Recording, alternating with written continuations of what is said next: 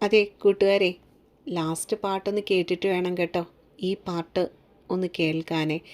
കാരണം ലാസ്റ്റ് പാട്ടിൻ്റെ കണ്ടിന്യൂഷനാണ് ഈ പാട്ടിലെ സംഭാഷണങ്ങൾ. അപ്പം ലാസ്റ്റ് പാട്ടിൻ്റെ അവസാനത്തെ ഒരു 2-3 സെക്കൻഡ്സിലൊന്ന് കേട്ടിട്ട് വേണം നിങ്ങളിത് കേൾക്കാൻ തുടങ്ങാൻ വേണ്ടി. അപ്പോൾ നമുക്ക് തുടങ്ങാമല്ലേ? ദേവരാഗം രചനാ സംഭാഷണം മൈഥിലി മിത്ര ഭാഗം 113 എന്ന് വെച്ചാൽ ഇത് നമ്മളുടെ അവസാനത്തെ ഭാഗമാണ് കേട്ടോ. അപ്പം നമുക്ക് കഥയിലേക്ക് പോകാം. ആണെങ്കിൽ അതും പറഞ്ഞുകൊണ്ടാണ് ഫോണിൽ വന്നൊരു വാട്സപ്പ് മെസ്സേജ് മഹാദേവൻ തുറന്നു നോക്കുന്നത്. നോക്കിയപ്പോൾ കോളേജിലെ ഒരു സാറാണ്, ബിജു സാർ. നാളത്തെ ക്ലാസ്സിൻ്റെ കാര്യത്തെപ്പറ്റി എന്തോ തിരക്കിയതാണ്.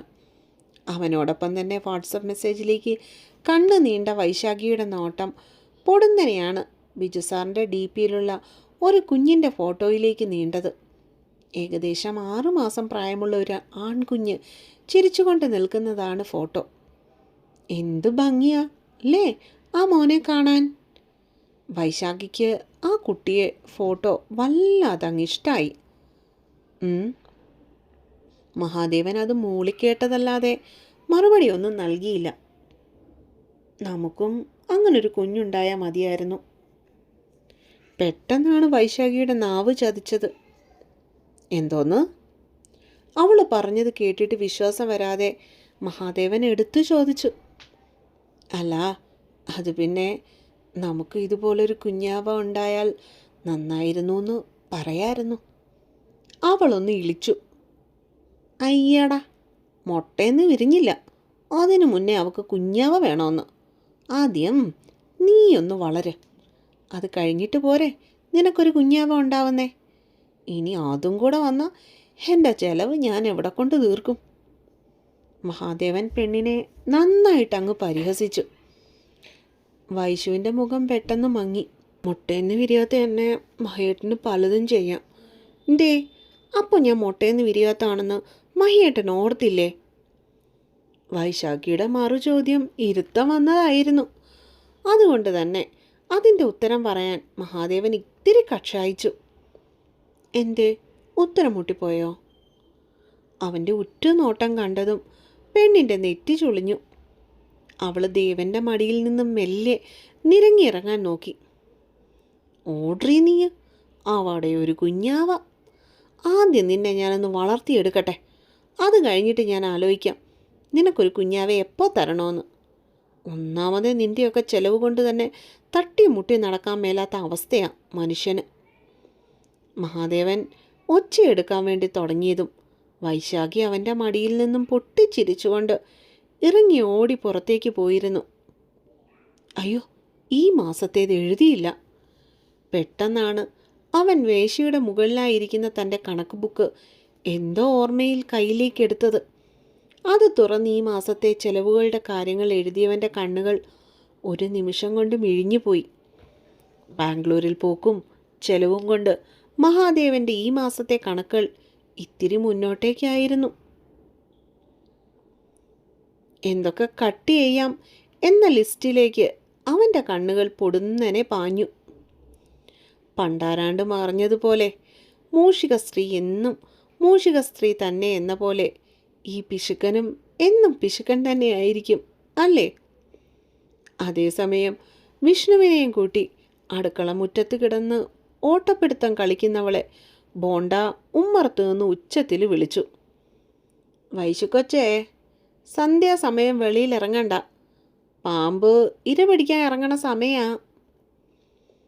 പെണ്ണ് കളി നിർത്തി അടുക്കളയിലേക്ക് കയറിയ സമയം അത്രയും നേരം അവരുടെ സന്തോഷങ്ങൾ കണ്ടുകൊണ്ട് തൊടിയുടെയും വീടിൻ്റെയും അതിരിൽ കിടന്ന മഞ്ഞച്ചേര തിരിച്ചതിൻ്റെ വീട്ടിലേക്ക് പാഞ്ഞു പോയിരുന്നു. അടുക്കളയിൽ അന്നും പതിവ് പൊട്ടിച്ചിരികൾ ഉയർന്നു. ബാലുവിൻ്റെ നേതൃത്വത്തിൽ നടന്ന പാചക പരിപാടികൾക്ക് സഹായികളായി മഹാദേവൻ ഒഴിച്ച് ബാക്കി എല്ലാവരും അടുക്കളയിൽ നിരന്നിട്ടുണ്ടായിരുന്നു. മംഗലത്ത് വീട്ടിൽ നിന്നും ഉച്ചത്തിൽ ഉയരുന്ന പൊട്ടിച്ചിരി ശബ്ദങ്ങൾ മുറിയിലിരുന്ന് കണക്കെഴുതിക്കൊണ്ടിരുന്ന അവൻ്റെ ചെവികളിലും പതിയുന്നുണ്ടായിരുന്നു. മഹാദേവൻ്റെ മുഖത്ത് ഒരു പുഞ്ചിരി പടരാൻ അധിക സമയമൊന്നും അപ്പോൾ വേണ്ടി വന്നില്ല. അതെങ്ങനെയാ? മത്തം കുത്തിയ കുമ്പളം മുളയ്ക്കോ? ഇത് സാധാരണ മത്തനല്ല, AI മത്തനാ. 5 വയസ്സുകാരൻ കാർത്തിക്കിൻ്റെ പിന്നാലെ നടന്ന് വഴക്ക് പറയുന്ന ബോണ്ടയുടെ ശബ്ദം കേട്ടുകൊണ്ടാണ് വൈശാഖി അടുക്കളയിൽ നിന്ന് ഉമ്മറത്തേക്ക് ഇറങ്ങി വന്നത് തന്നെ. നോക്കിയപ്പോൾ കണ്ടു, മുറ്റത്ത് മഹാദേവനും ബാലുവും പുറത്തേക്ക് പോകുവാനായി ഒരുങ്ങി ഇറങ്ങി നിൽപ്പുണ്ട്. ലക്ഷ്മിയുടെ അമ്മയുടെ പിന്നിലായി സ്കൂൾ യൂണിഫോം ഇട്ട കാർത്തിക് ചെക്കൻ പോയി പാത്തിരിക്കുന്നു. വിഷ്ണു എഞ്ചിനീയറിംഗ് കോളേജിൽ പഠിക്കുന്നത് കൊണ്ട് ആ സീനിൽ അവനില്ലായിരുന്നു. എന്താ മുത്തശ്ശി? അച്ചമ്മയും കൊച്ചുമകനും തമ്മിലുള്ള അന്നത്തെ വഴക്കിൻ്റെ കാരണം മനസ്സിലാവാതെ അവൾ അവരെ എല്ലാവരെയും മാറി മാറി ഉറ്റുനോക്കി. എന്താന്നോ, ദേ ഇവിടെ നിൽക്കണ ഈ കുരുട്ടുണ്ടല്ലോ, ഇതിനെ പോലൊരു അർക്കീസിനെ ഞാൻ എൻ്റെ ജീവിതത്തിൽ ഇതുവരെയും കണ്ടിട്ടില്ല. ഈ കൊച്ചിറക്കൻ്റെ മുന്നിൽ എൻ്റെ കൊച്ചുമാൻ എന്തൊരു പാവാ.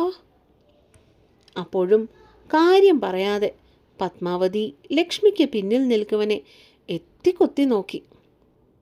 ബോണ്ടായെ അമ്മക്ക് ആക്രിക്ക് വിൽക്കാം അച്ചമ്മേ, പൈസ കിട്ടും. ലക്ഷ്മിയുടെ പുറകിൽ ഒളിച്ചു നിന്നവനിൽ നിന്നും അശരീരി പോലെയൊരു ശബ്ദം ഉച്ചത്തിൽ കേട്ടു. അച്ചോടാ എൻ്റെ പൊന്നാടാവേ, അച്ചാച്ചൻ്റെ പൊന്നിങ്ങി വായോ. കൊച്ചുമോൻ്റെ വർത്താനം കേട്ടതും ബാലു മുറ്റത്ത് നിന്ന് വയറ് പൊത്തിക്കൊണ്ട് പൊട്ടിച്ചിരിച്ചു. മഹാദേവൻ മാത്രം തൻ്റെ പ്രോഡക്റ്റിനെ കുറ്റം പറയാൻ വയ്യല്ലോ എന്ന രീതിയിൽ കാറിൻ്റെ ഡോറിലേക്ക് ഒട്ടൊരു തളർച്ചയോടെ ചാരി നിന്നുകൊണ്ട് നോക്കി നിന്നു. കാർത്തി, അവയോട് അങ്ങനെ പറയരുത്. വൈശു അവനെ ലക്ഷ്മിയുടെ പിന്നിൽ നിന്നും കയ്യേലി പിടിച്ചു വലിച്ച് മുന്നോട്ടേക്ക് നിർത്തി. ചോറിയമ്മേ. എല്ലാവരുടെയും മുൻപിൽ കുരുത്തക്കേട് കാണിച്ച് നടന്നവൻ എന്തുകൊണ്ടോ അവൻ്റെ അമ്മയുടെ മുമ്പിൽ മാത്രം ഇപ്പോഴും പൂച്ചയാണ്. എന്താ മുത്തശ്ശി, ഇവൻ എന്താ ചെയ്തതെന്ന്? മകനെ വഴക്ക് പറഞ്ഞിട്ട് വൈശു പത്മത്തിൻ്റെ നേരെ തിരിഞ്ഞു. എന്നാ പറയാനാ വൈശു കൊച്ചെ, ഇവൻ ഇനി എന്ന് സ്കൂളിലേക്ക് നടന്നേ പോത്തുള്ളൂ എന്ന്. കാറിൽ പോയാലേ പെട്രോൾ അടിക്കേണ്ടെന്നാ ചെക്കൻ്റെ ചോദ്യം. ഇവിടുന്ന് 2-2.5 കിലോമീറ്റർ ഇല്ലേ ഇവൻ്റെ സ്കൂളിലേക്ക്? ഈ മുട്ടേന്ന് വിരിയാത്തവൻ അവിടം വരെ എങ്ങനെ നടക്കുമെന്നാ ഈ പറയുന്നേ? അതുമാത്രമാണോ, ഇവനെൻ്റെ പാക്കറിനോടും കൊച്ചുമോനോടും പറയുവാ അവരും ഇനി നടന്നു പോയാൽ മതിയെന്ന്. അവൻ്റെ അപ്പൻ ഇത്രയും പിശുക്കില്ലായിരുന്നു. ഏണിന് കൈയും കുത്തി നിന്നുകൊണ്ട് പത്മൻ തൻ്റെ കൊച്ചുകുരുപ്പിനെ നോക്കി കണ്ണുരുട്ടി. ആയി പിന്നെ ഇന്ന് രാവിലെ അച്ഛാ പറഞ്ഞില്ലേ പെട്രോളിന് വില കൂടിയെന്ന്? അതുകൊണ്ടല്ല ഞാൻ അങ്ങനെ പറഞ്ഞേ. കൊച്ചിറക്കൻ ഒന്നും അറിയാത്തതുപോലെ പെട്ടെന്ന് അയ്യോ പാവം കളിച്ച് അവൻ്റെ ഉണ്ട കവിളുകൾ ഒന്നും കൂടി ഉരുട്ടിയെടുത്തു. ഇവനാണ് കാർത്തിക് മഹാദേവൻ, നമ്മുടെ മഹാദേവൻ്റെയും വൈശാഖിയുടെയും ഒരേ ഒരു സീമന്തപുത്രൻ. ചെക്കനെക്കുറിച്ച് പറയുവാണേൽ ഒരുപാടുണ്ട്. പിശുക്കിൻ്റെ കാര്യത്തിൽ അപ്പനെ മാറ്റി നിർത്തുന്ന മുതലാണിത്. ഇച്ചിരി അറിവായപ്പോൾ തൊട്ട് ഒരു മുട്ടായി കാശ് കൊടുത്ത് വാങ്ങി തിന്നത്തില്ല, ഒരു കളിപ്പാട്ടം വാങ്ങില്ല. ആരെങ്കിലും വീട്ടിൽ വരുന്നവർ സ്നേഹത്തോടെ അവന് മുട്ടായി വാങ്ങിക്കാനെന്നും പറഞ്ഞ് കാശ് കൊടുത്താൽ അപ്പോൾ തന്നെ അതെടുത്ത് കുടുക്കയിലിട്ട് സൂക്ഷിച്ചു വെക്കും. പതിയെ പതിയെ വളർന്നു വരുന്ന ഒരു പ്രസ്ഥാനം പോലെ ചെക്കനിൽ ദിവസം തോറും എന്തെങ്കിലുമൊക്കെ പിശുക്ക് സ്വഭാവം കയറി വരുന്നുണ്ട്.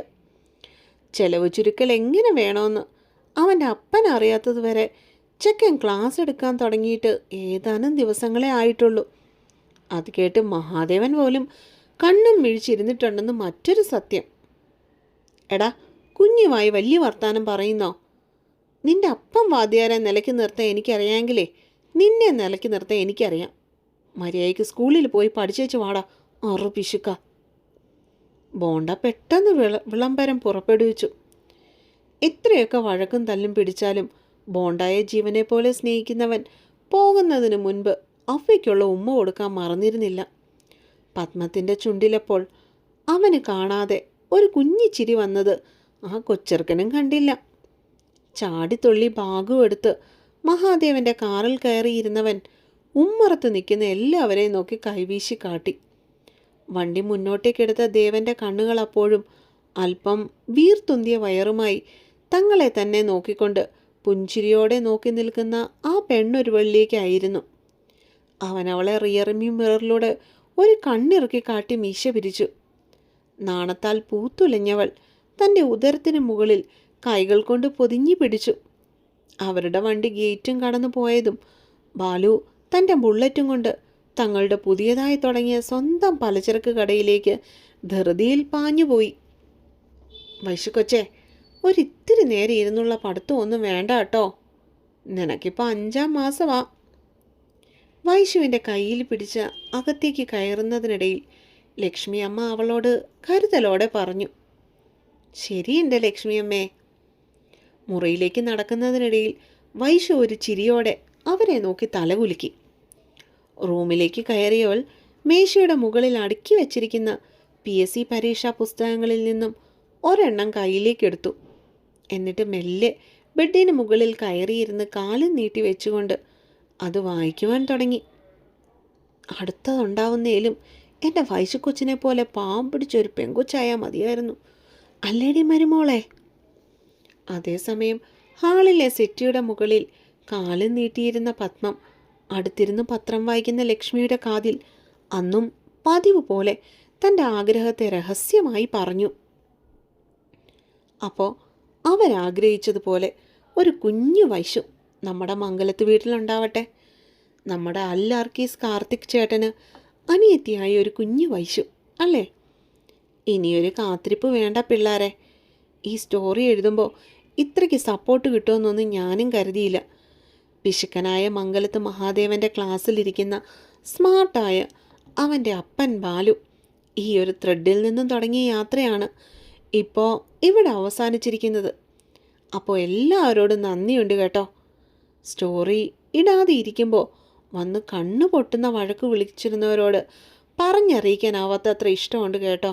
അത്രത്തോളം അവരിതിനെ നെഞ്ചിലേറ്റിയത് കൊണ്ടായിരിക്കുമല്ലോ അവരെന്നെ വഴക്ക് പറഞ്ഞ്. അപ്പോൾ ഈ സ്റ്റോറി ഇവിടെ തീരുകയാണ്. ഇനിയും ഇത് കൂടുതൽ എഴുതി ലാഗടിപ്പിക്കാനൊന്നും അതിൻ്റെ ഭംഗി പോവുന്നേ. ഇതിങ്ങനെ അങ്ങ് തീരട്ടെ അല്ലേ. അപ്പം ഇതിനും നല്ലൊരു സ്റ്റോറി ഭദ്രൻ്റെ 2ാം കെട്ട് എന്ന സ്റ്റോറിയുമായി ഞാൻ നാളെ തന്നെ നിങ്ങളെ തേടി വീണ്ടും വരും. ആക്ച്വലി മൈഥിലി മിത്ര എന്ന എൻ്റെ പേര് 4 പേര് അറിയാൻ കാരണമായിട്ടുള്ള കഥയാണ് എൻ്റെ ഭദ്രൻ്റെ 2ാം കെട്ട് എന്ന സ്റ്റോറി. അപ്പോൾ അതിനുവേണ്ടി നിങ്ങൾ കാത്തിരിക്കുമല്ലോ അല്ലേ. അപ്പോൾ എല്ലാവർക്കും ഗുഡ് നൈറ്റ്.